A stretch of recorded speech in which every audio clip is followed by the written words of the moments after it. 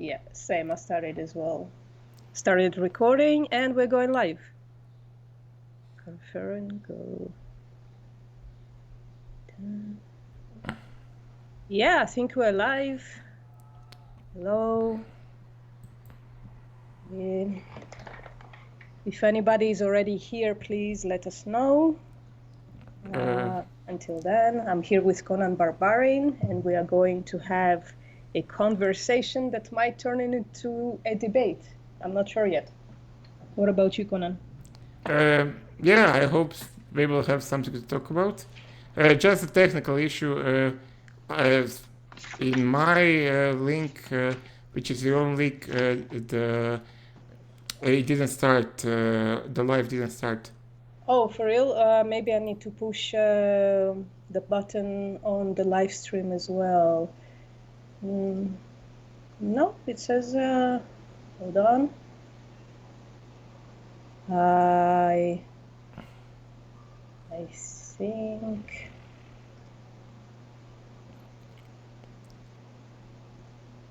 Yeah, are we listening to us? Bianca, let me know if it's working, please. Yeah. Okay. Sorry about this, guys. It's my first time. Welcome, nice to see you. I don't know if we're live. On my end, it still waits for the start. So maybe it was maybe YouTube generated another link. It is also possible that happens sometimes. No, I'm not sure that anybody can hear us either. So I don't know how to do this. I'm not sure. Anybody, please let us know if we are live. Yeah, they say no. No.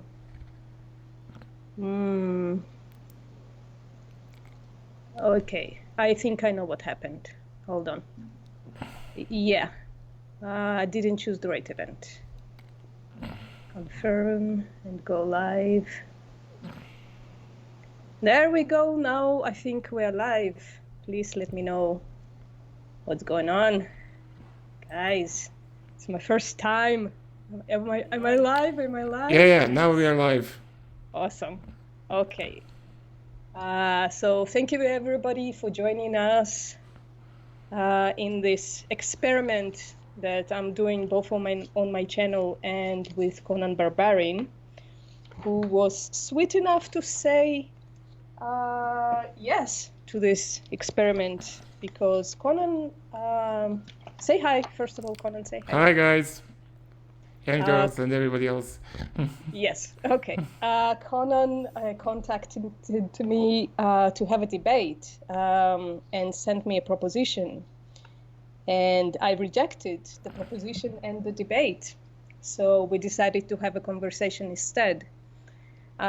Just to let everybody know why I rejected the proposition and the debate altogether is because I think Conan's position is impermeable. It's unchangeable.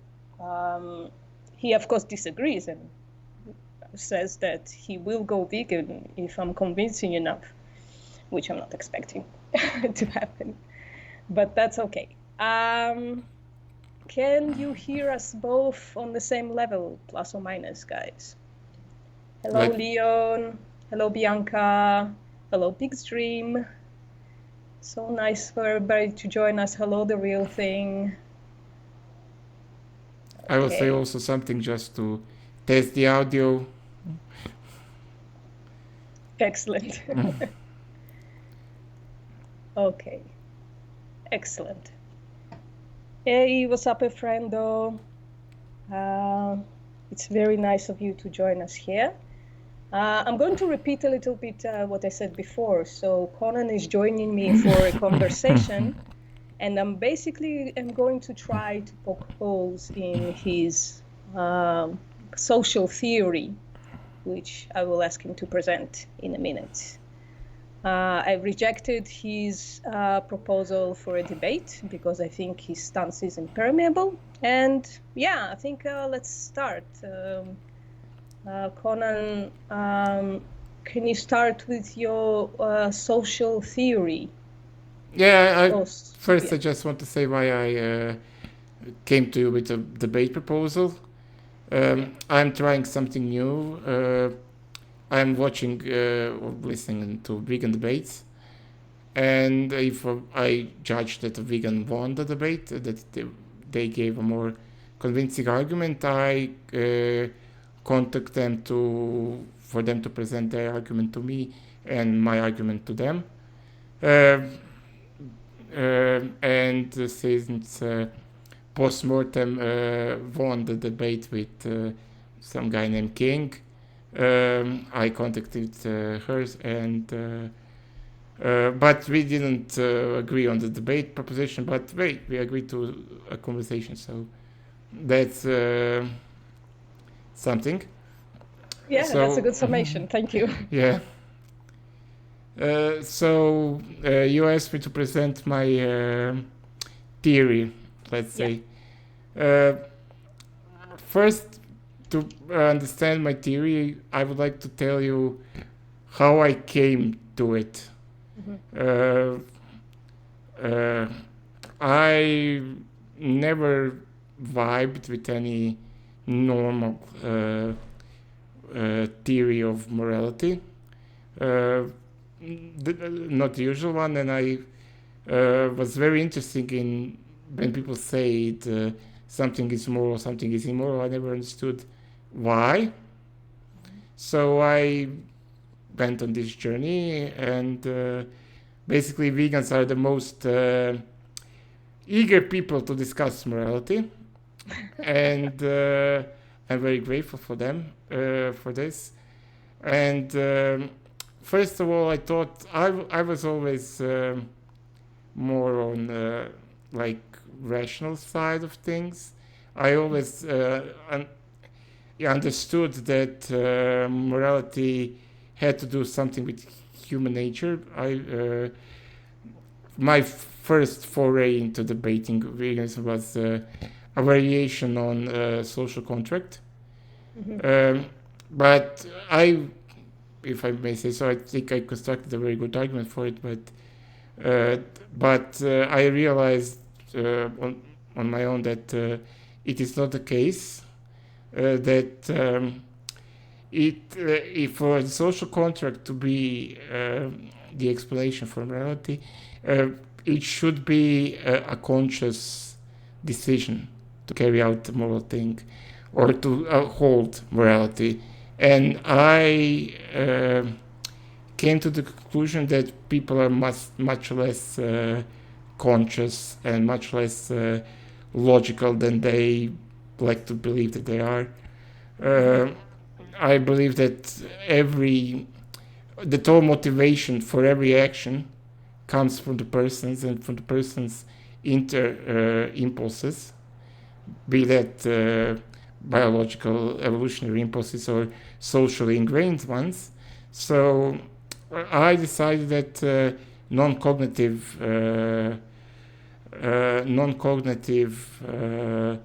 theory is correct, but that I didn't explain my previous findings that every culture that I were able to examine to some level, I'm not a professional anthropologist or anything, has very basic rules of behavior, which can be boiled down to those phrases like basically non-aggression principle. Even though non-aggression principle on its own has various problems, but it is something. Can you elaborate on what is it, the non-aggression principle? Non-aggression. So if don't harm those who didn't harm you, basically. So don't aggress. If somebody aggresses against you, then it's fine. But and that is very, very close. most philosophers, well, not most, but many philosophers, they of course always they cannot do anything but go from their own observation of human nature, and they all had some snippets of what I believe to be the case, a truth, but they always like spin it out with that. With their particular worldview and the information that was available to them. I think that set of rules, which is universal, like don't attack people, don't steal, don't kill, don't assault, and similar things. Basically, not similar, but those are basically it. They appear in every culture. They are, and I believe that they all come from the same source.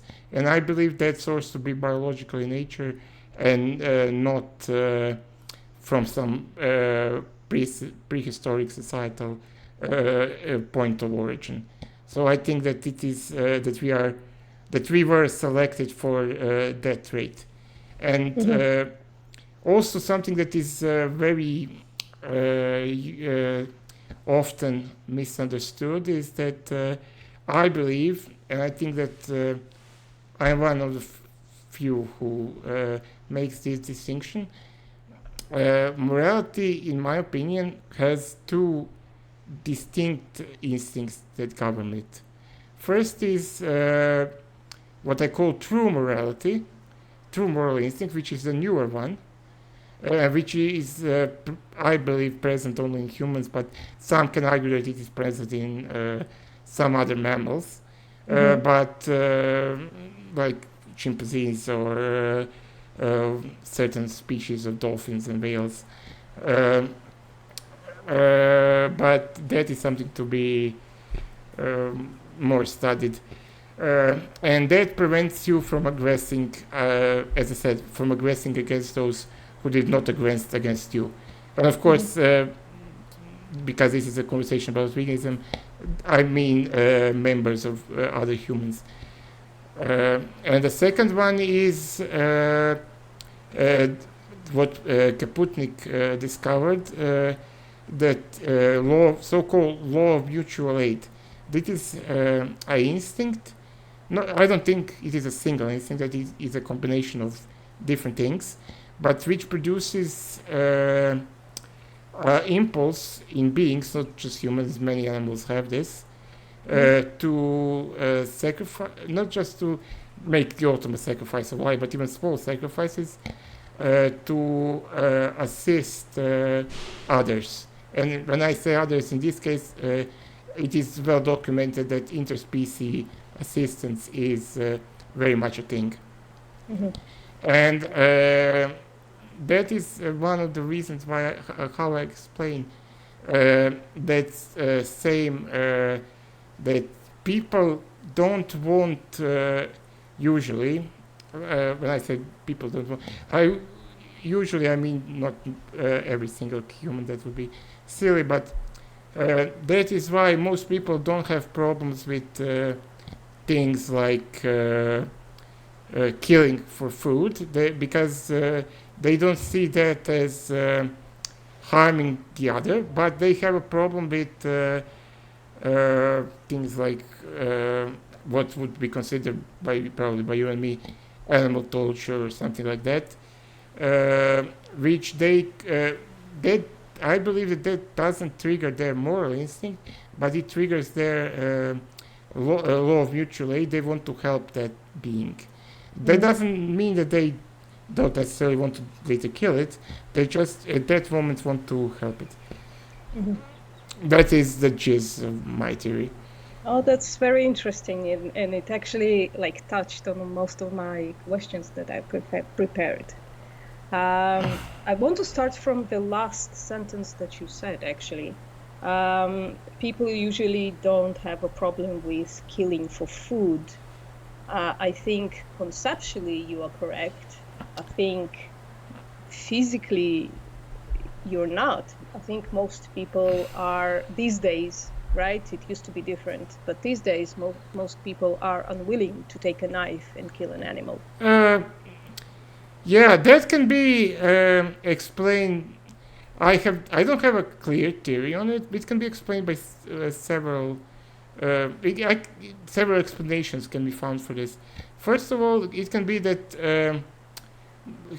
people in I don't like this word Western world, but in Western Europe and United States, Canada, most people, I would say, they don't mature properly or completely. They are domesticated as I don't want to say like a dog is domesticated wolf, but they because it is a bit genetical in dog cases. I think it is simply the case that predators in quote unquote captivity, when presented with enough food, they don't develop that same instinct to take the life to us. I think that is the case more than anything else. I know people who they don't work in slaughterhouse. They kill people, not people, but chickens, and mostly chickens because that's the most things that people keep in their backyards, and they have no problem doing it or any negative association do it after a first or second time, and that is mostly consistent with what I found in research of slaughterhouse workers.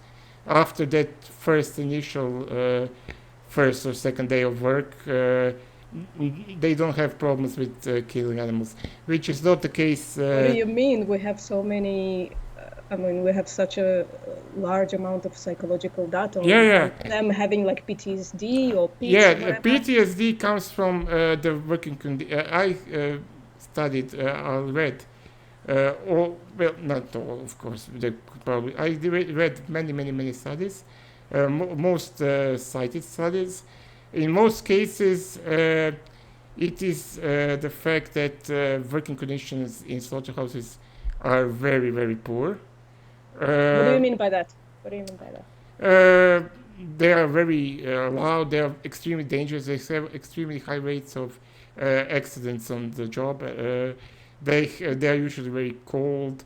All of this is true, but yet when we see interviews of people who used to work in slaughterhouses, they say, okay, yes, I was never like hurt myself or whatever, but when I close my eyes, all I see is like the terrible things that I do to the animals. They talk about the PTSD doesn't come from being cold or loud. It comes from killing the animals themselves. They point it out. I only found two studies that point to that. One was a single study on a single slaughterhouse in South Africa. In the studies, they used, I think, 30-something. They used the interview with the employees, 30-something, and from those, 11 worked on the ground, so they were not. The rest was managers and secretaries and so on. From those 11, only one even mentioned the animals. And that was only after the person asking the question specifically asked, what is your view of the animals? And only then he said that he had nightmares after the first day, and the rest after that he was fine. So you think he's one of them people who didn't develop or didn't mature? No, in that case, it is possible he never worked in a slaughterhouse before. I never worked in a slaughterhouse. I'm just reading the studies. That is the only study I can find that directly points to the animal part of the slaughtering of animals. Others focus on stress. They focus on, and when they focus on stress, they usually compare stress of the slaughterhouse worker to like the stress of the office worker or the stress of the faculty, because most studies are done by either students or postgraduates who, and the easiest place for them to compare is with basically white collar jobs, and that is the only study that I could find, and all of them find that it is more stressful, that people working in slaughterhouse are more prone to violence, that they have higher cases of domestic abuse cases, that basically that they are I don't want to, but you understand what I'm saying. What do you think? No, wait. Do you think it's like reverse causality, that they work in the slaughterhouses because they are prone to this kind of violence, not the other way around? Or I don't feel qualified to say, but I didn't see any evidence. It can certainly be the case, because they also know that the rate of former inmates in working in slaughterhouses is higher than in most other professions. But again, with slaughtering of animals, there is no. I didn't find evidence other than some vegan interviews. I have problem with impartiality there. Yeah, but I understand. I didn't find any evidence, any source other than that. I said that's South Africa study, and that was very limited study, and it was only one person that even touched on the every other quote is like long working hours, hard working, stress, low pay, but they only one person, after specifically being asked by the interviewer, mentioned animals and said that they have a problem for the first 2 days, and after they were fine. Okay. Which was not the case, for instance, if you look up Einsatzgruppen group and from the Second World War, they had huge problems with suicide, with drug abuse, refusal to carry out execution orders without being literally either drunk or high, or usually both out of their minds, that they were like shooting basically everything. They were like completely out of it. I don't know, from the accounts of my grandfather, how he was killed. There was no drunkenness there. It was very sober. They called him a pig and shot him in the head and put him in a large hole in the ground. Was that a specialized Einsatzgruppen, or were there just common soldiers that were giving the test? I don't know that level of. I don't have that level of knowledge. Yeah, because the Einsatzgruppen were specifically used for that, and they had much bigger stress levels, because they were doing specifically that for a very long time, and that is why of the reason why they stopped. Actually, that's some argue that is the main reason. I would probably agree with them that was why they stopped the Holocaust but bullets and moved to more industrialized way of killing people. Yeah, that's happening with slaughterhouses right now, right? They're becoming automated. Especially with chickens, for instance, it's like it is automated. It is more in the case of it is more the cost thing than anything else. Okay. Well, I don't know much about that, so yeah, let's move on. When you said most people don't mature properly, do you mean just they are not exposed to the violence to animals, so they are not? They are not exposed to violence, period. In most cases, of course, I'm speaking always in most cases. I cannot, of course, speak generally in generalistic terms. Yeah, so when there are exceptions, what do you account it for? When there are exceptions, I What do you mean? Can you specify what do you mean by exceptions? Sure, I'll tell you a bit of my story. I grew up watching violence toward animals, like a lot. We used to have, well, maybe not a lot, but we used to have like a chicken coop. It was sort of like a small hobby farm. We mostly had them for eggs, but once in a while we would kill them. And I mean, I wouldn't personally, my dad would, but I would watch it. And yet, like at age 35, I became vegan.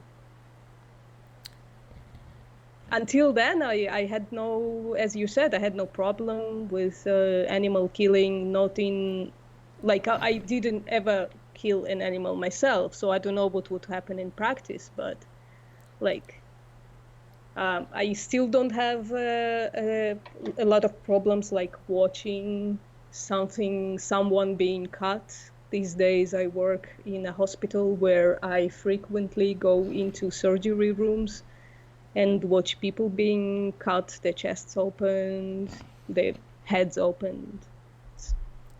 Yeah. I have a high level of tolerance towards this kind of stuff. Well, the logical question would be to ask you, why did you go vegan? Because I think, well, the story is that I was working in a restaurant back then, my friend's restaurant. I used to work there on the weekends, and it's like meat heavy and dairy heavy and everything heavy.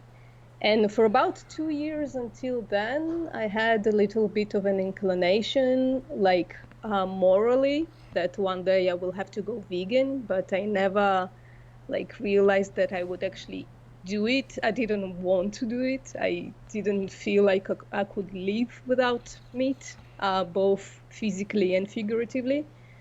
And I was standing there and eating like pork dumplings, and the other waitress came in and started talking to me about a cat that was outside of the restaurant, and he was really badly hurt.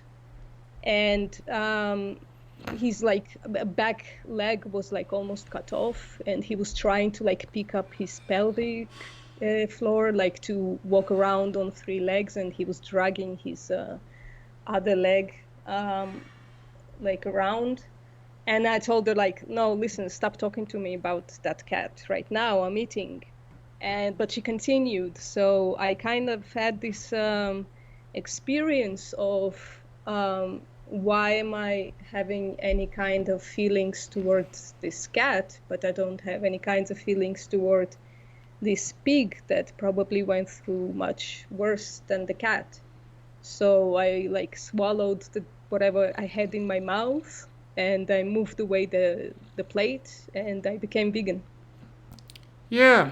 First, later remind me to ask you, why did you always think, but not always, but before that, even then you think that you should go vegan? But I would like to say that why did you? I believe that you had that experience because you were actively thinking about that cat, and that triggered your law of mutual aid, and then you have some mental connection to the pork on your plate, which you simply transfer that impulse, that trigger for the mutual aid from the cat to the pork. Not pork, pig. I saw the animal, not the process, like not the final product. Yeah, basically, you didn't see it. You Do you not see the difference between those two? Wait, what do you mean imagined it? You don't see the difference between the animal and the product? I don't think that you saw in a dumpling a whole pig. You imagined the whole pig. I didn't, but no, okay. I'm not asking that. I'm asking you if you know the difference between the live animal, pig, and the product, pork. Yeah, I do. Okay. So yeah, stopped seeing Okay, I understand what you're saying. Like I imagined the whole pig that wasn't in front of me. Yeah. But I knew what had to happen to the pig so that I would have pork in front of me. Well, Right. you imagined what had to happen. I didn't imagine the act that happened. That happened, right? No. Look. I mean, pigs have to Whatever die for pork. Yes. Yeah, Yes. they have to die Yeah. for the pork. So I But didn't imagine that. I just when I didn't hallucinate that the pig no, I had to don't die say for you pork. It happened. hallucinated. You Yeah. simply imagined it. You the pork as a product itself. Very rarely, I find causes or triggers any impulse other without additional imagination associated with it. So yeah, Why do you have to imagine that the pig had to be killed for pork? It happened. Yeah, it It's not happened, like but the I process didn't of invent killing, this. the process of killing. First of all, you don't know how it killed, how it you know the standard process, but you don't know how that specific pig died, and it is not. Do you It think is not. there is a difference between how pigs die? It's not. It's not important the difference. It is important that you imagined it. I didn't. Okay, you mean like I didn't know the specific pig? No, I you didn't know You him didn't before. need to know look, what I don't understand what you mean by the word I'm saying imagined. that what is I think that your not yours. I don't mean your as a personal attack, but everybody's imagination very strongly influenced our behavior because we feel the missing information with imagination. We, you know that. What do you mean? The information is not missing. We know how they're killed. No, we know how they are killed. We don't know how that pig was killed, and it doesn't matter. Why does it matter? It does. It's a process that happens always. What do you mean? So I can say there are like small differences. Some pigs are not before slaughtering, they weren't properly stunned. So no, probably because suffered more, whatever. Mental image that you created is a trigger for your instinct. I didn't create a mental image. I saw it. I saw a video of it. It's not. You didn't saw the video at that moment when you were eating the dumpling. Yeah, that's memory. That's not imagination. Now, we would have to debate for hours if something is. when would something constitute a memory and when would something constitute imagination? But you created. Those are two separate things. Yeah, imagination is something. It's creating something out of nothing or out of some certain references. Well, you can remembering when you saw something. That's memory. That's like. Yeah, those are two very different things. Also, right? the quality of the memory is also very much in question because memories are all very often very much also filled with imagination. But that is beside the point. It is the important thing is that that mental image of the cat being hurt triggered the mental image. It also wasn't mental. What do you mean? I saw the cat. I think you're mixing up like definitions here because I saw the cat. I saw previously a pig being slaughtered or a cow being slaughtered. It doesn't even matter, like an animal being slaughtered. I didn't imagine anything. All the evidence were presented. Only thing that I understood that you didn't see the cat, that your coworker only told you about the cat. But if you saw the cat, it is simply that that image triggered the imaginary image of the. How is that imaginary? Seriously, though. No, it's not imaginary. The real image. I didn't see that specific pig being slaughtered, but I knew how pigs were slaughtered. Yeah, but what I'm saying is the trigger for your behavior, the trigger that caused your behavior, was imaginary. No, I disagree. It's memory. Well, it's not memory. You didn't see that pig being killed, so it cannot be memory. Why does it have to be that specific pig? If I stopped eating all pigs afterwards and not this specific pig, why does it matter?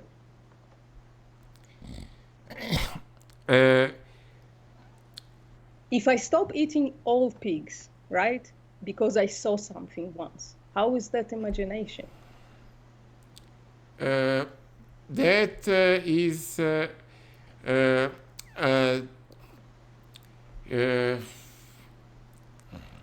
how can I explain?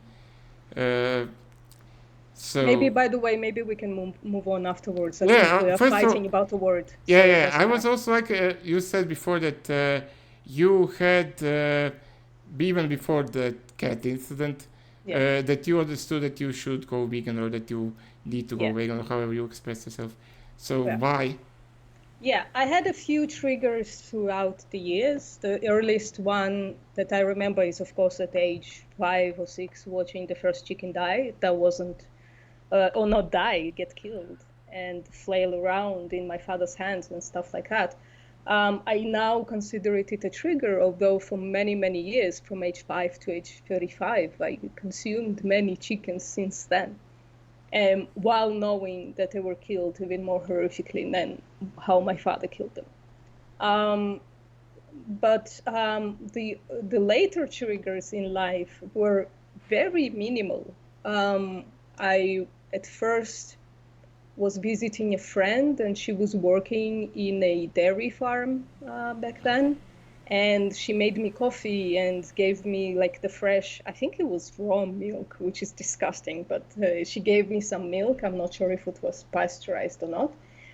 And I don't know what possessed me to ask her if the cows are like suffering while being milked, but she like, like looked away and said, not while being milked.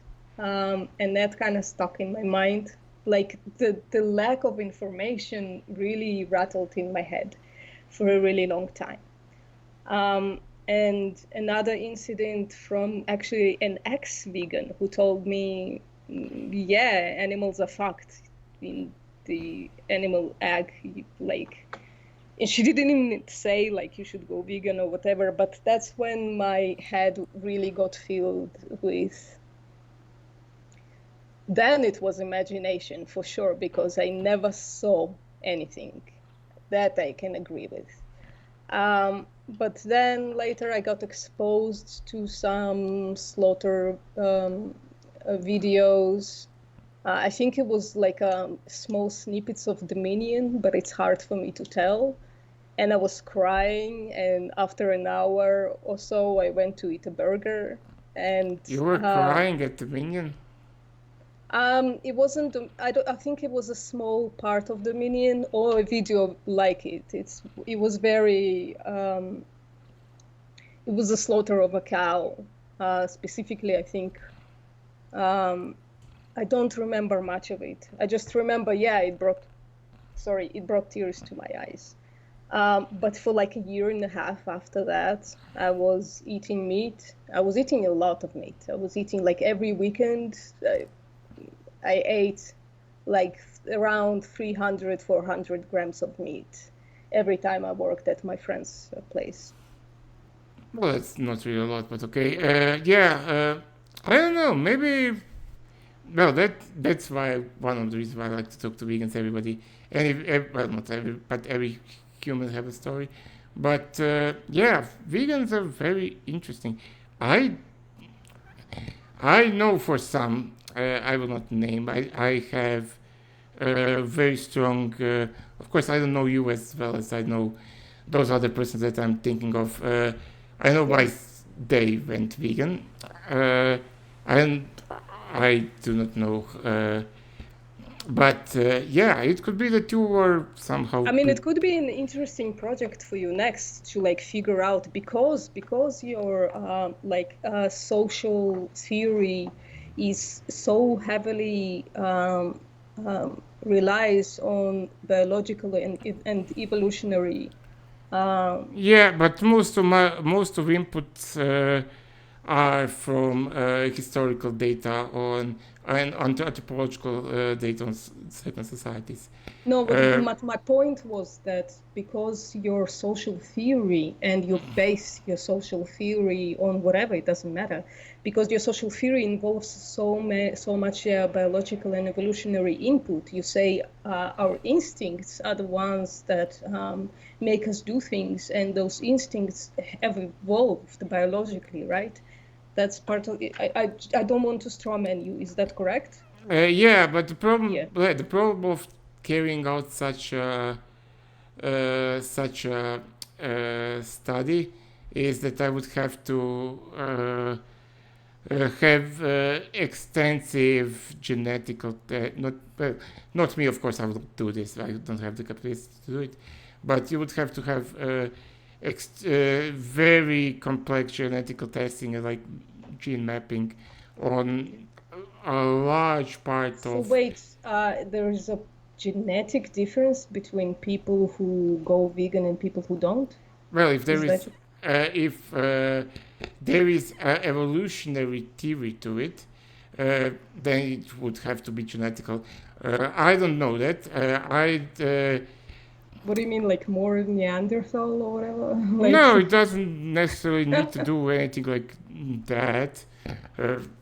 Then what would it be then? Like, if you're saying we are different genetically, I'm not saying if my this. I'm saying genetics that made me vegan, then I'm like, saying what that the it is a heck? Why did I possibility. wait until the age of 35? I don't know. Maybe you. I don't say that you have the genetic tendency. You might have that. You maybe have a genetical predisposition. You maybe have a certain instinct stronger, more strongly developed than others, or the norm, or however you want to say. But that is something that I'm not in a position to test for, so I can only theorize it about, which is like So not theoretically, knowledge. It is just opinions, not even opinions, just theories. Sure. So theoretically, you think biologically humans are different, and Well, of course, humans are biologically different. When you walk down the streets of a town, everybody is slightly different, right? Specifically, like you tie between biology and morality. I'm asking on that level, of course. I don't give a shit about the rest, like how much melanin or whatever. Not even just melanin, just basically, well, not all of your. Some have like with nutritional base, and some have it different physical traumas or blah blah. But that's culture. That's different. We'll get there. I explained why people look differently. Yeah. Biologically, is there a difference between people when it comes to morality? So people act out their biological differences as moral triggers? Is that what you mean? I think that there were studies showing that psychopaths have a slightly different genetical makeup, but I need to all those studies are a bit controversial for like obvious reasons. No, what are not obvious to me? What are the controversial? What's the controversy?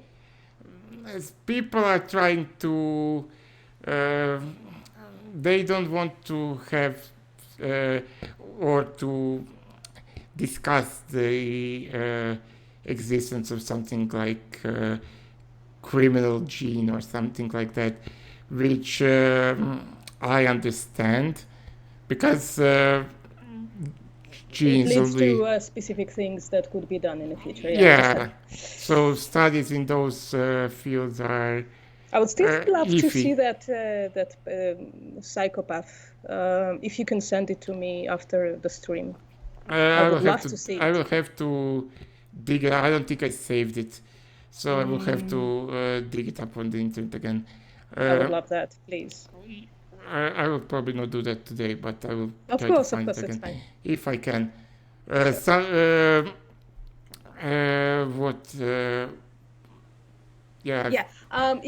I can, I want to come back to something. So, do you said that you think that people who were Holocausting Jews became largely suicidal. Not largely, they had, but they have very pronounced problems with what would be considered discipline and suicide rate and self-harm rate and desertion. And Einsatzgruppen were largely voluntary, so that is also part. That means that they are willingly, and even so, they had these problems far in the excess of the normal troops.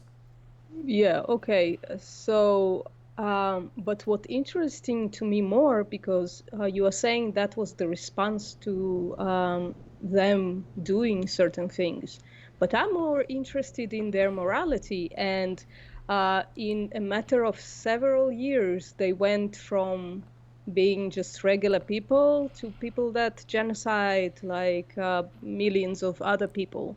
And it seemed that morally, culturally, the shift was very, very quick. And why am I saying this? Because you wrote to me, and please allow me to quote you. I apologize if it's inappropriate. Let me know right now. No, yeah, just quote it. It's okay. Fine. It's my usual preposition, so it's not a secret. Okay, so you wrote to me in an email that social pressure needed to make you, be okay with Holocausting people would have to be extreme, like years of torture and brainwashing. Do you think that that's what happened to the Nazi soldiers? No, but, well, I consider myself, at least in the understanding of morality and my actions, a cut above, let's say, layman. But that is what I thought. So I who have a very clear understanding, and I think that I have quite a strong inherent moral instinct. Me specifically, I think that would be very hard to do. What makes you morally, how did you say it? A cut above everybody else? Well, not everybody else, but most about people, okay. laymen, let's say, people who, because most people don't think about morality. Oh, you think because you have like this social theory, but morality, and not you just think that, and talk about morality, that's why it's higher? Yeah, it's something that I was very interested in, and I think that I have pretty strong, inherent. I mean, we have examples of philosophers who were Nazis, like Hegel, for instance, right? I hope I didn't. Hegel wasn't a Nazi. Hegel died almost 100 years before. Chat, help me, please. Who's the guy who was a Nazi that perspective philosophy really likes? He likes Hegel, but Hegel died in 50 something. Oh, really? Okay. Well, perspective philosophy himself said he was a Nazi. So I don't know, maybe he meant a fascist? Well, he was talking about somebody else. He was talking some other philosopher that doesn't influence him as much, that was a Nazi. So there were philosophers who fully accepted. Yeah, I mean, there were philosophers. So your theory there is wrong, I think, just because you talk about morality and think about morality, that brings you to a higher stance. Well, I would just say that those philosophers came to the wrong conclusions. Yeah, Nietzsche. I think Nietzsche. No, Nietzsche was not a Nazi. Nietzsche also died before the Nazi rose to power, and Nazis just misunderstood their theories about Untermensch and Übermensch, but because it is a very, how do you say, strong and very nice words for to be twisted. But it's not. It stands to reason, right? We know. I can't give you a name, but we know there were philosophers who were like fully into Nazi party, right? Every movement, every political stance, and will have philosophers because, it is not. It takes nothing special to be a philosopher. Philosophers are but according to what you just bullshit said, sellers. because you talk about philosophy a lot and consider philosophy of morality, blah blah blah. Philosophy is basically like it was, it's created to discuss morality, and all of those guys were Nazis. Not really, but okay. But if you every single philosopher or any single person that starts to think about not just morality but the world around them goes to and starts from their own personal preferences, because you cannot escape your personal preferences because they shape your worldview. Without your personal preferences, you are nothing. You literally wouldn't move, talk, breathe. That depends on how you want to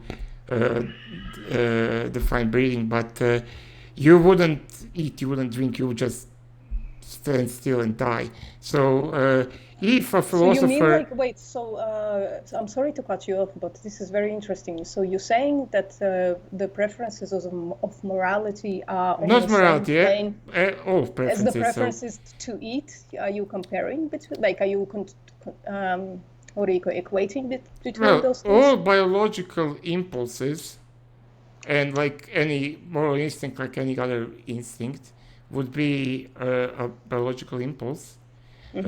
Only thing they differ in is what are their triggers and their intensity. And of course, and other than that, they are all the same. Although, Wally, are you talking about the terrible screaming that was in my background? Because it was some kids. Nobody is dying, as far as I know. Sorry, I am distracted by chat once in a while. I apologize. I'm still learning how to listen to both of those things. So, wait. I actually, because of that comment, I kind of missed what you said. Are you saying that morality and eating both come from instincts and those like the same, basically? Look, morality, I think, is a system, the social system, which came from the moral instinct. But moral instinct is the thing that that gives you a trigger for action, and every biological trigger or any internal triggers are the same. The only thing the difference is in the trigger and the intensity. There is, I cannot think of a difference between an impulse to, I don't know, drink a glass of water or to, I don't know, kill a cow. Well, kill a cow would be basically, there is also, anything that you do is from the internal instinct, so yeah. Not instinct, but internal impulse. So, internal impulse that turns into like, would you say that it ends up becoming like some kind of moral qualms? Because if what you're saying is correct, how do you say it?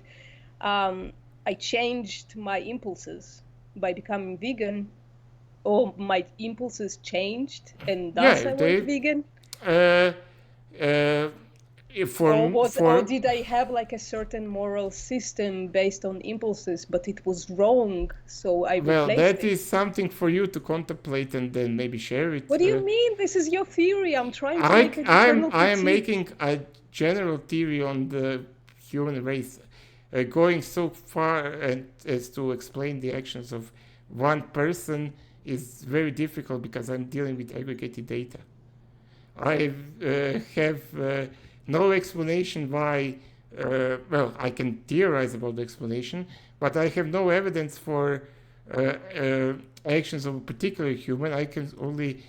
No, but I'm talking about a mechanism. mechanistically, you are saying that morality is based on moral impulses. Yes. So what has changed in me, it doesn't matter, I'm not the one person. There are millions of vegans, or millions, or even beyond veganism, right? There are millions of people that change their mind at some point. Well, people on change certain mind moral all the time. paths. Yeah. I don't So are even they know if. overriding their instincts? Yeah, I don't even know if your change to veganism has anything to do with your moral instinct. That would require me to have a much bigger knowledge of first your life, which I am not that interesting Well, in. let's not take me specifically. Let's go by all the vegans that change their minds. Like, it happens daily. Okay, Like, let's take for instance killing animals, and then people become not okay with killing animals, right? And I'm really like even simplifying veganism, right? Because like from the beginning it was about animal rights for me. So I don't. Well, we can discuss animal rights in a second, but I don't think that there is such thing as quote-unquote rights other than legal or maybe social rights, cultural rights. But I cannot say for any particular person, and I cannot because basically I don't have any data that I would.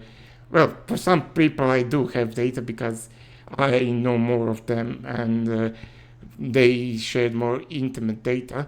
I don't expect you or ask you to do that because that would be silly, especially in a public setting. But I don't even know if the impulse that caused you to become a vegan is the thing that I would call the moral instinct. That is also. What would you call it? I don't know. I don't know what impulse caused you to do it. I theorize that it is a law of mutual aid, but I cannot be certain. I think it is a law of mutual aid. It can also be even an older instinct which is present in almost any animal. It is the fear of violence. It can also be that. But why was it all of a sudden awakened in me? I don't know. I mean, it wasn't there to that degree to those specific animals in there. Like I would say today, I would say that I like animals less than I said that I liked animals back then before going vegan. Like, you keep saying I don't know, but you are basing your entire like moral. I know you said you don't have a moral system, but you're basing your like social theory, which you are using to excuse some things that I think are immoral and you think are moral, right? You're basing it on this social theory, but you can't explain like huge things in it, like why all of a sudden the law of mutual aid, the instinct that is supposedly producing me to have like a sacrifice to assist others, right? I'm also almost verbatim saying your words. All of a sudden got woken up at the age of 35. Yeah, I cannot answer that. In the middle I cannot answer. I cannot answer why a person that was perfectly nice person for 35 years suddenly goes on a killing spree. I'm not privy to the information what happened in that person's life, what happened in their mind, what happened. I'm only dealing with aggregated data, and aggregated data only supports this theory that I'm presenting. I cannot. There are always outliers in everything, and that can be due to either genetical factors or social factors. And I cannot know. I don't know. How can that happen, though? What you're saying makes like no. I'm sorry.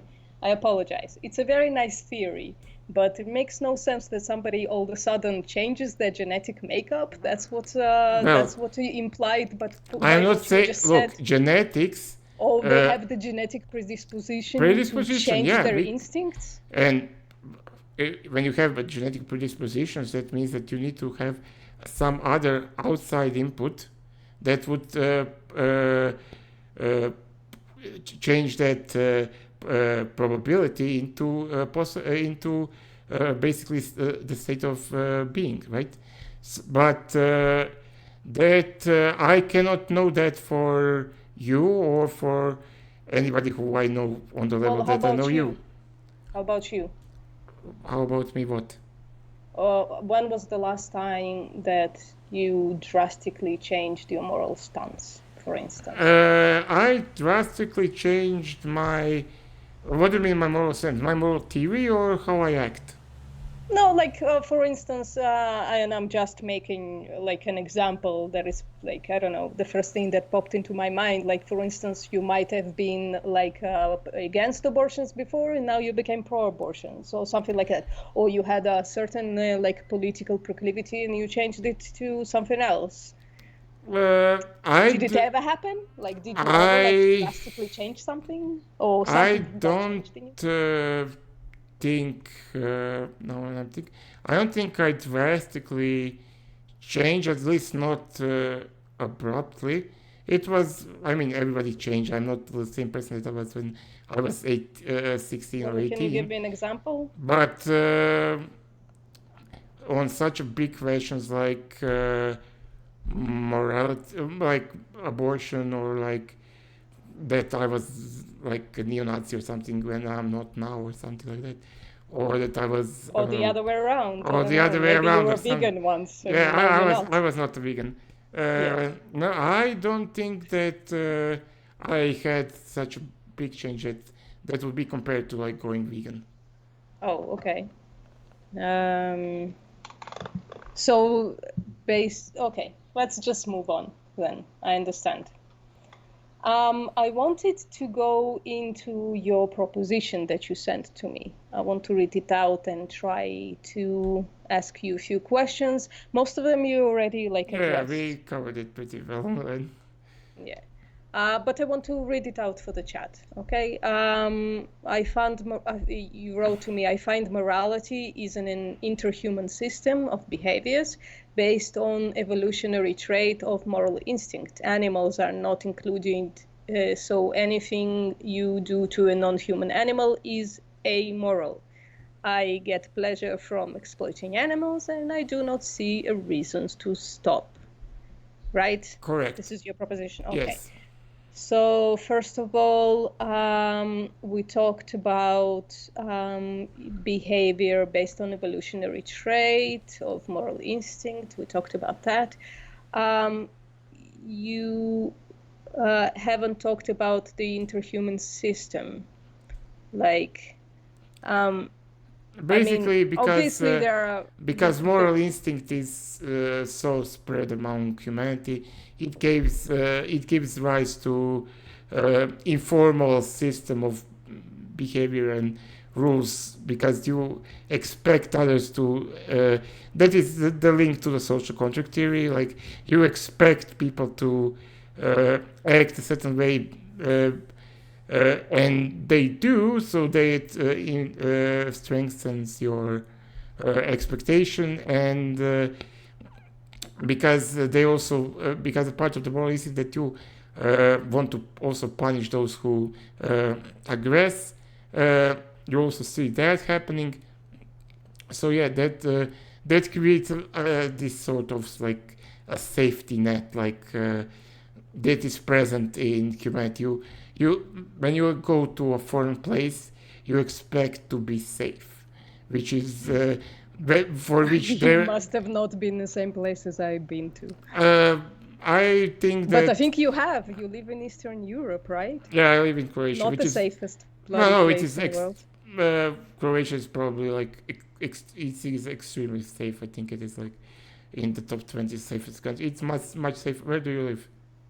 I'm not talking about that online. Yeah, so Western Europe, United States, I mean, you don't have to be very specific, but something but Croatia is very, very, very, very safe. But wherever you go. Isn't Croatia in a war? I'm sorry, I'm terrible with like geopolitical stuff. Yeah, Croatia. Isn't Croatia in a war? The war ended in 95. That was like. Oh, okay. 30 years ago, almost. Okay, and since then it's very safe. Yeah, it's just like extremely low murder rates, extremely low violent crime rates, extremely low crime rates in general. It is probably one of the safest places in Europe that you can go to, or or maybe in the world. Okay. We have like no go zones, or you can like basically any park in like the biggest city you can just sit the whole night in the bench and nothing will happen. It is extremely safe, but not just that. People travel around the world, and when I say that, I don't mean that you have the expectation of absolute safety, but you don't expect to be attacked the second that you leave the plane, otherwise you wouldn't go, right? Yes. And there is no, and that is not something that is. I expect to most places where I went, I expect to be like culturally robbed like immediately. Like if I'm going on a taxi, they're probably gonna tax me for not being a local. And if those I go to are places like Thailand, for instance, I'm for sure gonna lose some money just basically on not knowing where I am, kinda. yeah, those are those petty thefts are, of course, I would consider those to be immoral, but they are so low that they basically go under the radar. But I'm thinking it's more, you don't expect to be assaulted and killed the second they go somewhere where outside of your like quote unquote tribe. Well, I would say it's like reverse causality almost. I wouldn't go to a place where I would expect to be attacked, but there are places like this where like either me personally or like just any person who is outside of preview can expect being attacked, right? Look, even so it's a selective data point, because I wouldn't go to those places because I would expect to be attacked. So that's not a good proof. No, what I'm it's that, no, it's not. It's not a proof. It is not a proof. It is just something to note that if you go outside of your immediate circle, like family, friends, like or like villagers, even like street or something, you don't expect to be immediately attacked and killed. And that is like if we expand the circle, though, there are places like this where I expect to land and immediately be attacked. Like where? Uganda. Even Uganda. Yeah. Uganda is also pretty safe. Even if you go to places which are not for me, I'm a gay. I'm a gay who looks like a gay. Even if you are a gay that looks like a gay, you will probably not be attacked the second that what do you mean? It has fucking death sentence for people like me. What the fuck are you talking about? Well, death sentence isn't immediate, right? It has legal proceedings. It is not immediate.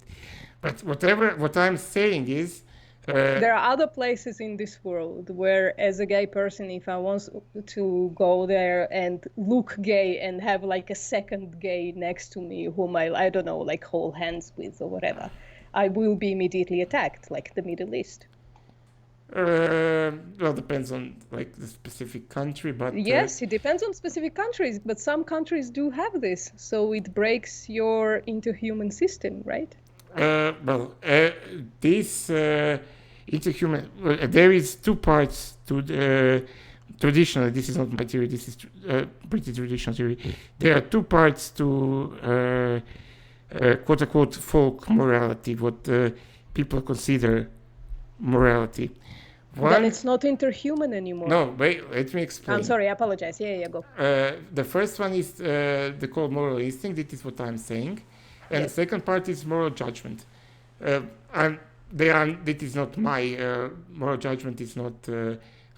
It is not my term, but I have to use it because the moral judgment is cultural in nature. So culture, folk morality is a mix of two. It is a mix of what I'm saying, and it is a a mix of this moral judgment. Moral judgment came from, well, there are theories how it came to be. I am most propose that it came from various sources, not just a single source. First is opinions and preferences of influential individuals. That is the first one. Second one, it is the geographical limitations. A third one is rationality. Because, for instance, rationality, well, I'm trying to do an example which is polite. No, go for the impolite one. Why do you limit yourself? For instance, Abrahamic religions have like ban against spilling seed, if you understand me.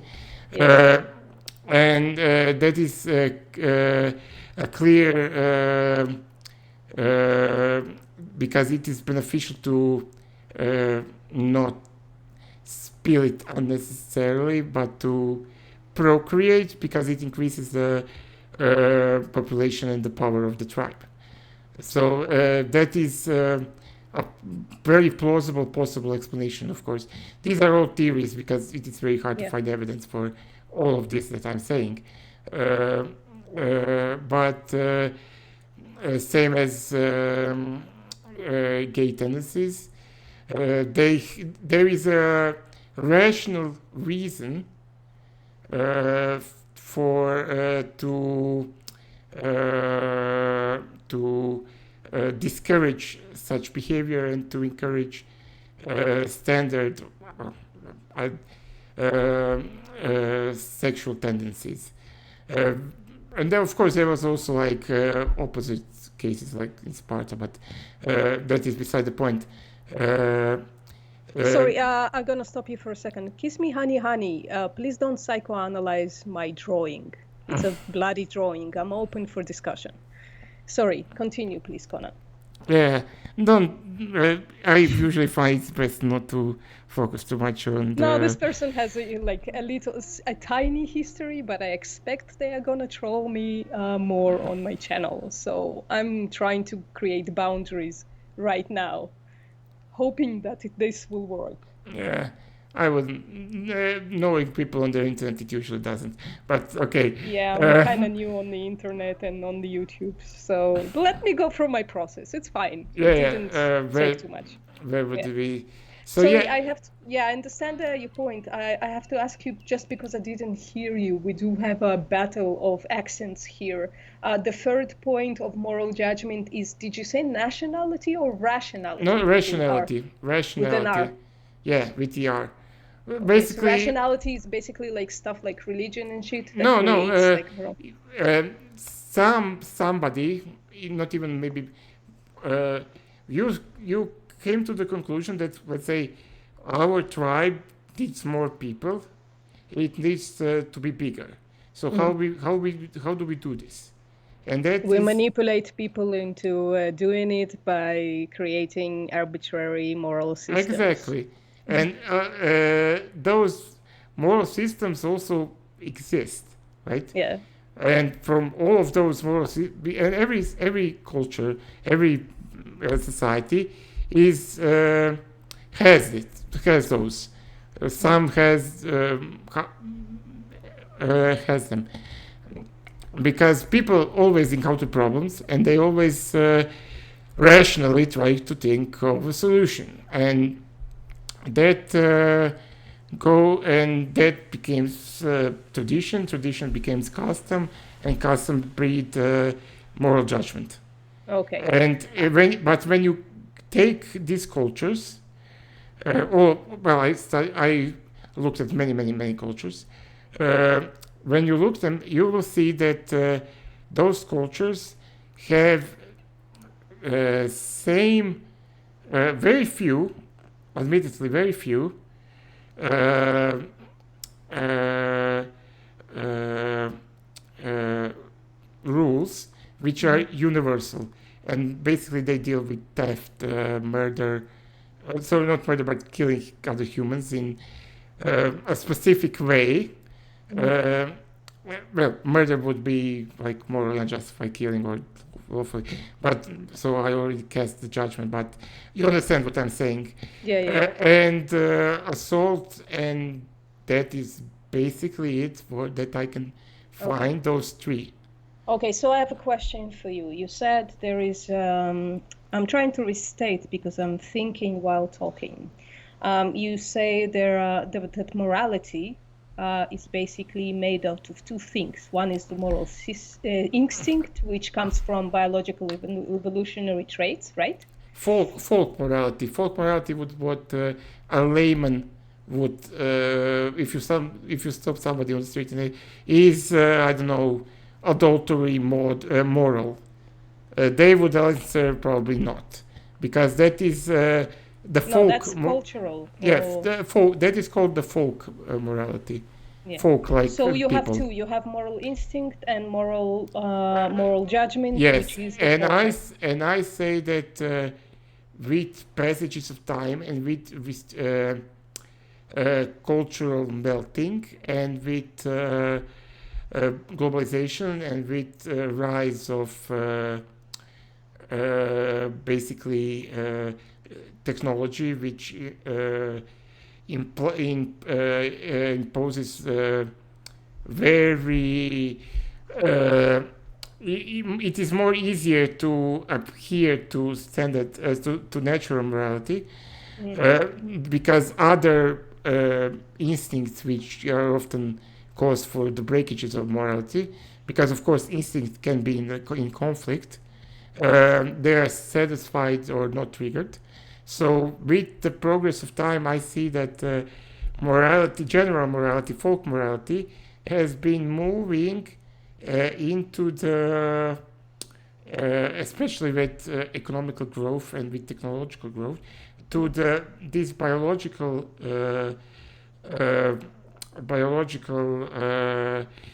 component, which is a moral instinct system.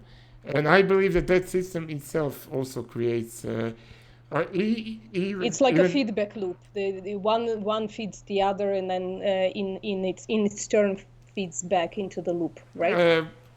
And creates something new, slightly different, right? I don't think that it is a feedback loop per se. Well, but, the world changes, morality changes, so it must be something that changes it, right? I think that for our observed recorded history, I don't see any changes in natural morality. I only see changes in folk morality. I don't have any data points which would point to the change of natural morality.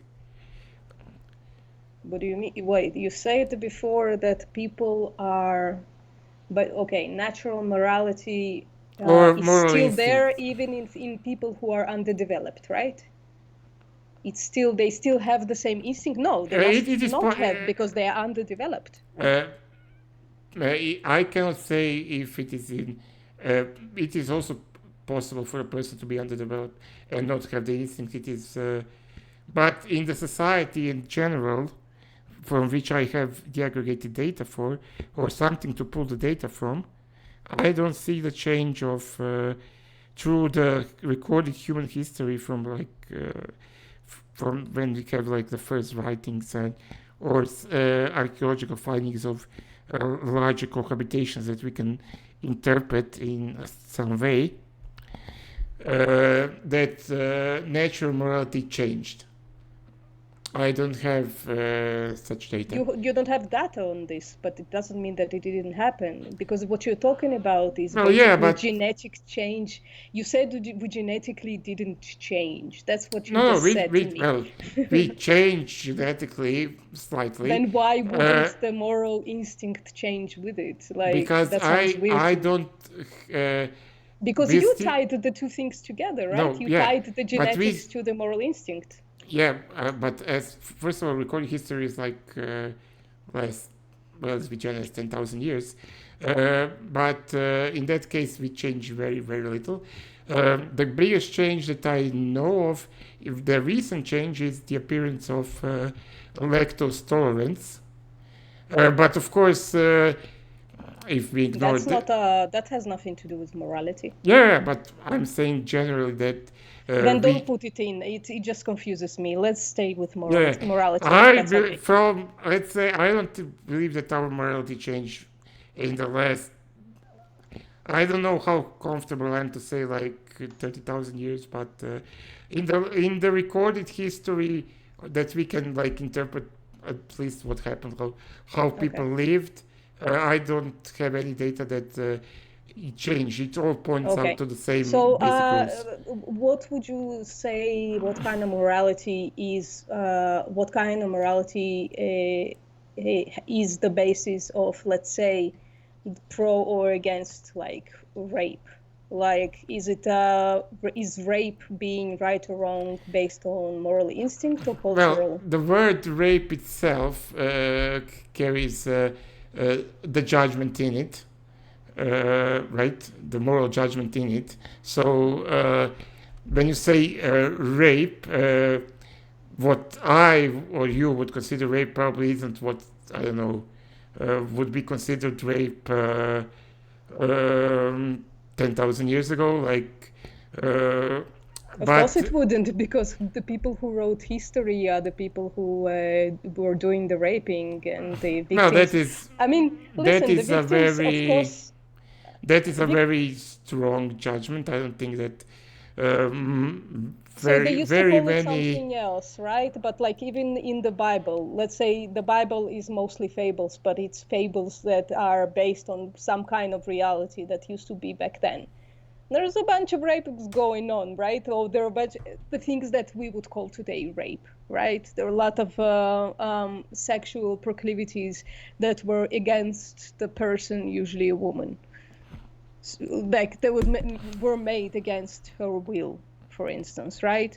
So today we would call it rape. Let's not call it rape if you want. If this modern word is too hard. No, it's not hard. It's not hard. But I'm asking like the act itself of imposing yourself sexually on somebody else. Is it a moral instinct or a moral judgment? I think that things like violent assaults with sexual component would always be considered rape, but nowadays things are considered rape, and I'm not placing judgment on it, if it should or shouldn't be. Things like conversion is considered also rape. Sorry? Or things like what? Conversion.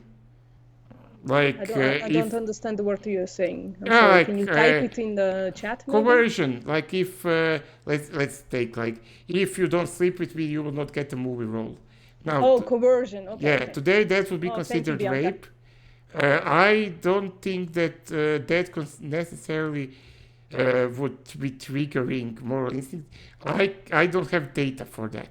I have data that people judged even before violent assaults with sexual components, but such things simply were not recorded, so I cannot pass judgment on them. No, but I'm asking I'm asking what consideration goes in there in that moral judgment. Is it sorry, I called it moral judgment because I used those words for something else, but is it moral instinct that tells us that whatever this is that today we call rape is right or wrong, or is it moral judgment? First of all, only thing that is right or wrong is the things that you like or don't like. Morality doesn't tell us what is right or wrong. Wait, you were claiming that that your moral system is quasi-objective. Yes. And what do you mean by that? They don't, but they are quasi-objective as they are, there is a social component to it. So it is not truly mind-independent, but it is not dependent on any singular mind. That is what is usually considered quasi-objective. I didn't understand that. You will have to use other words. So it is like, I don't know, it is not dependent on existence of one person, but it is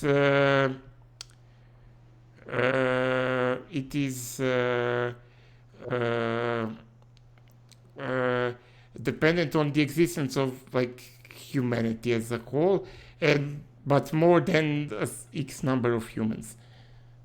So look at like the internet. I didn't understand that. What do you mean? Look at like the internet. Internet is not dependent on the existence of any single computer, but it is dependent on the existence of computers as a thing and the network, right?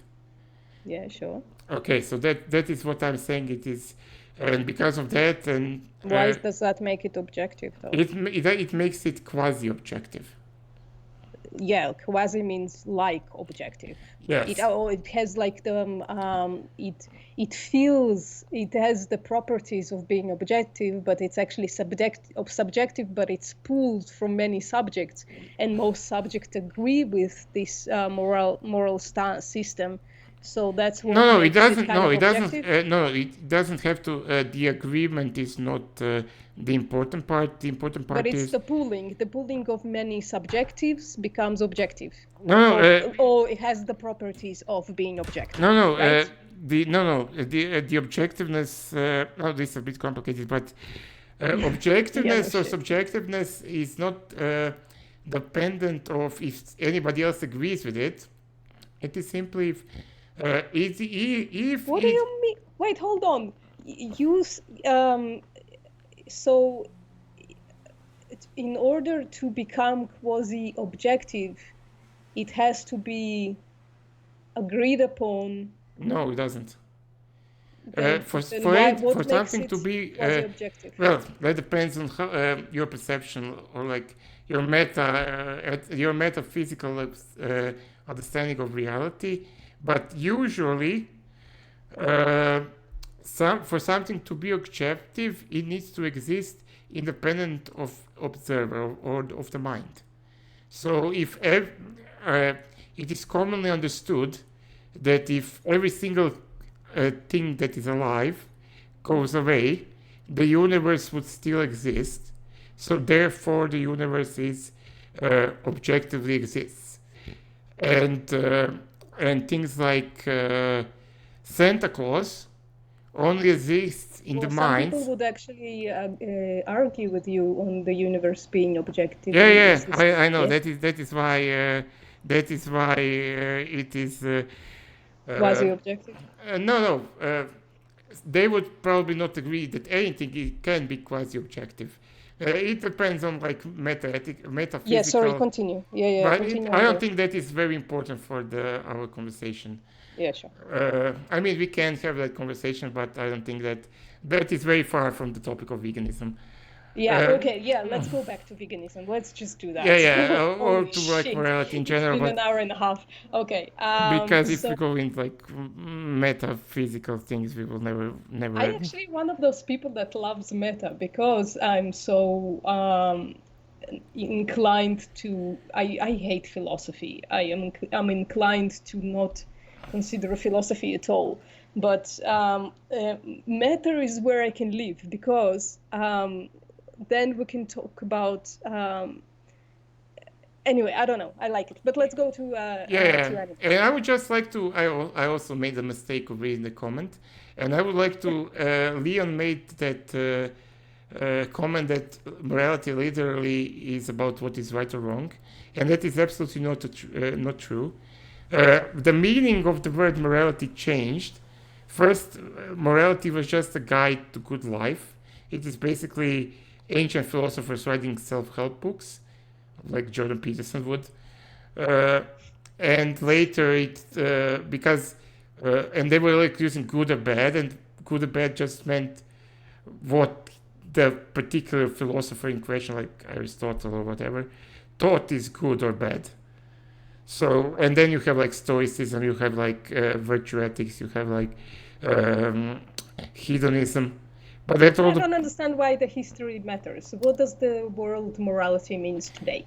It Who means cares what was yeah. historical The nature of word the it? problem with because the words like morality, good, bad, right, wrong, uh, they have through the centuries and through the civilizations and through they change so much and that's not unusual, but the problem arises when interlocutors cannot change information because the point of words is to exchange information. And when somebody says that morality is just about what is right or wrong, uh, I would disagree with it and I would not use it like that. Because I Yeah, but I think, think most people use it that way, so yeah, but for those people, it was the right thing to say, I think, by Leon. I only have to say that in that case, it would be hard to argue that morality depends on anything other than your preferences, and the word Well, morality still carries a lot of weight, and your personal preferences are basically meaningless to anybody except you, and maybe you can argue those who care about you. So they're putting the word or using the word morality for your own personal wishes yeah. is, I think, very arrogant and not very constructive for the Yeah. conversation. Okay. So listen, I just found out that Vegan Gaze is going live, and I think most of my viewers would prefer to watch her. So I would really love, really, really, really, if we resumed this conversation, if we had another conversation for about 25 minutes, and then we resumed it at some other point, because I thoroughly enjoyed it. I think you're an excellent conversationalist, and I love to poke in whatever you have going on there. Yeah, it's always easier to poke into Yeah. yeah. I Well, you mean, can poke me back. I told you. You yeah, can. yeah. Okay, let's do it like in the 20 minutes. So you said rights. Yeah. What do you mean by rights? So I know some people claim that there is a difference between moral rights and legal rights. And this might be my own ignorance. I don't see moral rights being well defined, so I disregard that concept entirely because I'm not sure what it means. So I'm talking about legal rights, and when I'm saying that, and it's a conversational thing that happens sometimes. When I'm saying that animals have rights, what I mean is that they should have rights, and what I mean is that they should have legal rights. Yeah, but you don't. When you say that you don't want to like enshrine into law like some natural, it's simply that it is your wish that animals have a certain protection under the law. Yes. Okay, so it all comes down to your personal wishes. So No, you just talked about morality being a personal yeah, issue, yeah, so what's the no, I'm problem? just. There is no problem. I'm just just noting it. Not. I'm not. I am perfect. I personally believe that all personal or more, that it all comes down basically to the personal wishes of the individual, and that is what. But that makes very. Vegans don't usually have that stand because that makes it a very hard point to have in the activist What do you mean? mindset. That animals must have legal rights? I don't know anybody who talks about animal rights and that doesn't want those rights to be No. They legalized, even usually, if they're coming from the moral rights perspective. yeah. They want them to be legalized in the end. So what did you mean then? No. If usually they think that animals have rights, like natural rights, like human rights. I don't think those kind of are well defined either. No, I don't think that they exist at all. I think that is a stupid idea from one of stupid. I don't think it's a stupid No, idea. I not. just I don't know think if it's well defined enough no. for I us to think talk that about it it. is one of the attempts from the age of enlightenment, and it has a bit of roots before. But wait, you said that we act on moral instincts and like to not kill, blah, blah, blah. That sounds a lot like natural rights, because we're talking about biological rights. So how can you call the concept stupid in the first place? No, it's not. When I wanted to say it inaccurate or wrong. But because, that's your theory. No, my theory doesn't contain rights. Rights is...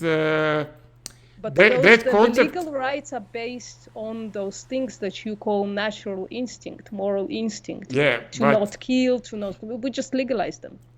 Yeah, but no, legal rights are different from philosophical idea of rights. Philosophical idea of rights, I think, come from observing what I observed, or something close to it, and filling the gaps without the theory of evolution. So they just say people just have rights. From where did they come from? From either nature or from God, but they certainly have these quote-unquote rights. And that I cannot agree, because I do not see rights. But they stem from what you're saying. They stem from the moral instinct to consider each other, blah, blah, blah. I think that's what people mean when they say that we have natural rights. We have those kind of instincts to protect each other and shit. If they mean it, if they mean that when they say it, they are miscommunicating their messages. Their intentions, because that's the problem. I'm telling you, because that's the problem, that nobody is willing to define natural rights in a way that would make sense. Because they can't, because they don't exist. Well, I don't know about that. I think that's a strong thing to say, especially when it comes to your social theory. I think you are talking about what people mean by natural rights. You're talking exactly about that. So I can't say they don't exist just from talking with you for the past 1.5 hours. The right means that you are entitled to something. I'm not saying that you're entitled to anything. Not necessarily. When you have like negative rights, it means you're entitled to not have something. Yeah, but you're again entitled. I'm not saying that you are entitled to anything. I'm not saying that you are entitled to be protected by the morality. I'm not saying that you are entitled to have those who do something immoral to you to be punished. I'm just saying that it is a thing that happens. It is there is no entitlement in it. So because you have nobody to appeal to. So when very specific people like psychopaths or whatever have the moral instinct to kill somebody, you don't. Well, they don't have a moral instinct. They have instinct, some other instinct. I cannot say that. I can say that you did something immoral, and that statistically, you have a certain percentage of chance, depends on where you are, of being punished for what you did. And that's all that I can say to that person. So you're basing like what moral and immoral based on your instincts, and then it's like incredibly individualized. What I'm saying is comes from the system. The system isn't perfect, and you are not entitled to the system because the system is decentralized. And yet it protects me from birth. Yes, it protects it does. Me from. So that makes me entitled to it, no? Because from the second I was born, I'm imbued with this right. No, you're not. You are saying that you are not entitled to the air that you breathe. Just because it is always there doesn't mean that you're entitled to it. And yet when somebody tries to take this away, I am entitled. I do become entitled to it because you I'm protected under law for not being the air being taken away from me. That is why you have legal rights, because you have somebody to appeal to. You have the court. and you don't have, and any other rights don't exist other than legal rights. Some can argue that there is informal, you are entitled to, if in some places, if I don't know, your wife cheats on you, you can stone her, even though if it is not legally permitted. But the culture is, but that is. But I mean, cheating is always legally permitted, except like in specific places. Yeah, like that the is what Middle I'm East, saying. So you can also say that cultural rights exist, but I am skeptical about that. And somebody would have to make a We- good argument for it. But that is an argument I have come across. I was not convinced. But moral, but legal rights certainly do exist. But all other kinds of rights I don't see existing. Okay. Let's move on. If you have one more question for me, and after that, I think we'll close because Yeah, I I also have to pee really badly. I also think that vegans have a huge problem with sentience. What's the problem? I think that standard definition of sentience includes things that would standardly be considered not sentient. Like But the thing I'm quasi famous for saying is that I think that smartphones fulfill the definitional criteria for sentience. I think you're playing word games. I think you did it once on one of my videos as well. I think you're making word games and then using the standard definition of the word to have those properties. I mean, you can say that a smartphone can even like at some point exhibit the qualities or the not qualities, but like it can exhibit as if it feels, but that doesn't mean that it feels. And I don't think sentience includes anything that just exhibits artificially signs of feeling. First of all, it's the capacity to have feelings and experiences. That's it. It's not a complex matter, sentience. And I think do you think the cell phone has a capacity to experience feelings? I think that it has the capacity to pass judgment, and that is what feelings are. They are judgment on the stimuli. Well, we don't agree there, like in a huge way, because what the sentience is talking about is the experiencing. It doesn't talk about judgments. It just talks about the capacity to experience. Yeah, but you cannot without what it means to experience something. Well, what it means right now. Okay, so I'm actually writing a video about this. It's going to be a very long video. So sentience is the capacity to experience feelings, and consciousness is the result of that. And we know that consciousness is right now, we know that consciousness can only arise when you have a central nervous system and a brain. That's right.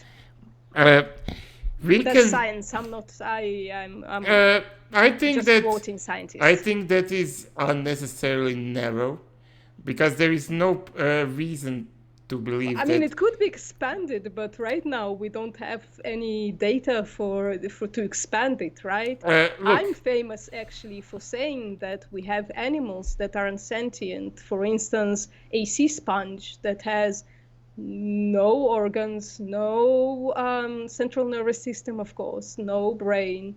It has some kind of weird like proto receptors, but it doesn't have eyes. So like basically there's no way, absolutely no way for it to have any kind of experience. So I am not that familiar with the anatomy of a sea sponge, but I understand that the only way to test the sentience is to give a stimuli and receive the reaction. There is no other way. No, you're talking about consciousness. And you're talking about consciousness in somebody who has sentience. So if again, I think there is a mix-up. Sentience is the capacity to feel and experience. Yes. And how do you test for it? Consciousness is the result. No, wait. Yes, I understand. How do you test for sentience? You right now we divide them binarily, right? Somebody who has a nervous system No. Wait. I'm coming there. Just give me a second. I'm sorry, Conan. Somebody who has those things has the capacity to be sentient. Someone who doesn't have those things doesn't have the capacity to be sentient. Now, you can check for consciousness. You can check if somebody lost consciousness and if they lost that consciousness temporarily or permanently, right? You can test by creating stimuli and all of that thing. But if somebody's brain is completely destroyed, you don't need to test that because you know that they no longer have one of the components of sentience. Wait. How do we know that the being with the functional central nervous system is sentient? Yes, we're giving it stimuli. Yeah. And see if it's response. Yeah. But it's not testing the sentience, it's testing the consciousness. Okay, but the consciousness in that case, the consciousness is the only thing that we can test. So we need to be agnostic. You have the definition of the physiological definitions of sentience, and we're saying everything that has sentience has the capacity to have consciousness. Then you can test the consciousness, but it doesn't mean that sentience cannot be tested. Yes, but it can be tested by having a nervous system and a brain. That's the test. But you put the carriage before the horse. You can only test for consciousness. You cannot test, and then you say. What do you mean? You can test sentience if it has the nervous system and the brain. No. Sentient. How do you know that something that has a nervous system is sentient? How do you know that? You cannot know that. I don't know. I'm not sure how. Yeah, you can't. That's the problem. You can't know it. No, well, I'm guessing it's. You only know it from experience. Yes, I'm guessing it's repetitive recorded experience of scientists. Yes. That's seen. That makes the connection. But the only thing that you can actually. Please let me finish. Sorry. Right now, again, I don't understand what you're saying. Like, maybe it is it used to be like some kind of feed loop that they tested consciousness and then they tested something that isn't conscious. And then they came to the conclusion that only things that have the nervous system and the brain are sentient and can experience consciousness. Maybe that happened this way, but it doesn't mean that it's not a viable way to test sentience or consciousness. It can be used to presume or to have an informed opinion if a thing is sentient or not, if it has working. But for you to know, you need to test. And I say yes. Well, I don't have to test myself, right? I can read the same conclusions of actually people you have been testing yourself since probably before you were born. You will be testing yourself because you were constantly being given a stimuli and you constantly reacted. Okay, what is your point? Let's just get to the point because we have about 5 minutes. Yeah, I'm just giving the point that the problem is that sentience is very much more spread than of course. Wait, do you think plants have sentience? I am agnostic on that. I need to study more plants. Then who do you mean? What do you mean? Who has more sentience? Who has sentience and we think they don't? Phones. I'm very certain about that. Phones have sentience. I strongly disagree. The standard definitions disagree with you. The standard science disagrees with you. No, look. It doesn't have a nervous system and a brain. That excludes it right now. That excludes it from being sentient. The definition of sentience speaks nothing about the nervous system. It simply says a capacity to have experiences. Yes. Yeah, so that's the dictionary definition, and I think you were present at my debate with King. I said that as well, because that's the dictionary definition. But then we have to ask the question, okay, how do we know if somebody is sentient, We right? test. And then, yes, we test, and then we come to the conclusion that the things that have central nervous system and the brain can experience consciousness, And I agree. and the things that don't have those things cannot experience Why? consciousness. I don't know. Those are the tests I that mean, were made. I don't just know to made a tell you. test I'm with my reading it phone online. and it passed. What? Sorry? I just made a test with my phone and it passed the test. Does it have a nervous system and a brain? No, isn't that Then curious? definitionally it's not sentient. I'm sorry. to Under tell you. what definition? When you just said that we just agreed that it passed the definition, the dictionary definition. What other definitions can you have?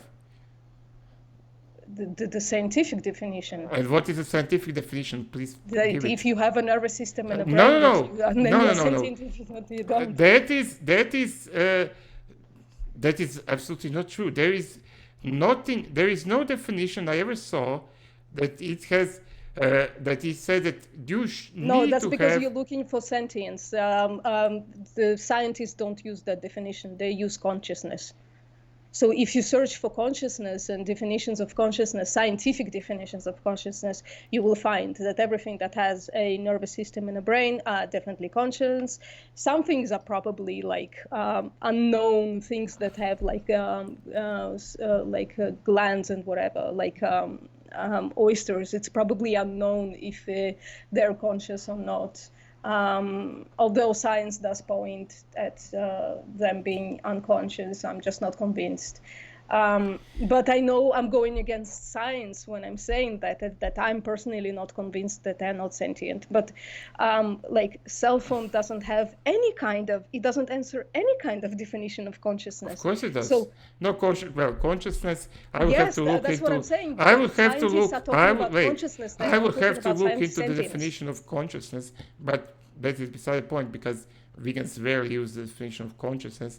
We use the dictionary definition. We don't use the bloody. We are not scientists. Yeah, they use sentience, and phone is sentient under the definition. It passes the test.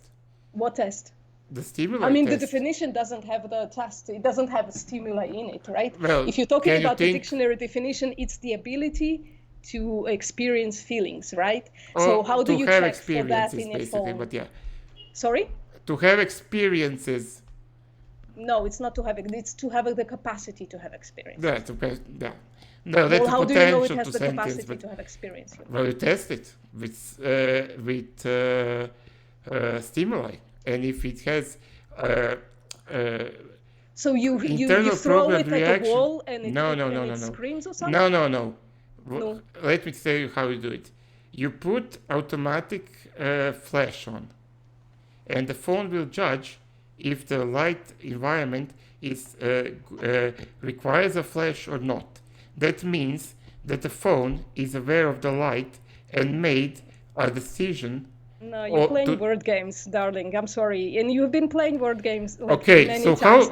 Let me... No, we gotta stop. Listen, I want to ask the audience, if we reconvene again, was this interesting in any way? Will you come and listen to us talk for 2 hours again? If you think that you would return, please put 1 in the chat. And in the meanwhile, Conan, I want to say thank you very much for agreeing to entertain this non-debate. I really appreciate you being here. I really appreciate that you answered my questions for so long. And I appreciate you saying that you are willing to come back. And it seems that at least 4 people in the chat agree that you should come back, and one of them says that you should go vegan, and I agree wholeheartedly. But we never got into veganism. We have to get into veganism. Yeah, it's hard to get into veganism from all the methods. We can maybe do that next time. Yes. And discuss more about the phone sentience. Actually, how does next week sound? Same time, same place? I will. I'm not will have sure to check. yet. Yeah. Okay. I also that guy that you said that want to debate me, CD, whatever his name is. CDA activist. Yeah, Yes. he also contacted me and said, okay, so I need to check if maybe Oh, he by wants the to. way, I can moderate that, but only when if it's at a like at a normal hour and not at the time that he messaged you last time. Yeah, last So time if it you was. feel like you need a moderator, Eh, I'm yeah, willing. I'm pretty good with handling kids, so yeah, okay. No, he's a young man. Come on, give him a chance. Yeah, I saw a few of his debates. I would not bestow him with that title, but okay. Uh, okay, I think I will be stopping. If we're done, I will stop my recording and Okay. this call. Nice talking to you. And Yes. by the way, very nice thumbnail. Yes. Thank you. Thank you. Okay. See you Okay. Bye, guys. Conan. Bye.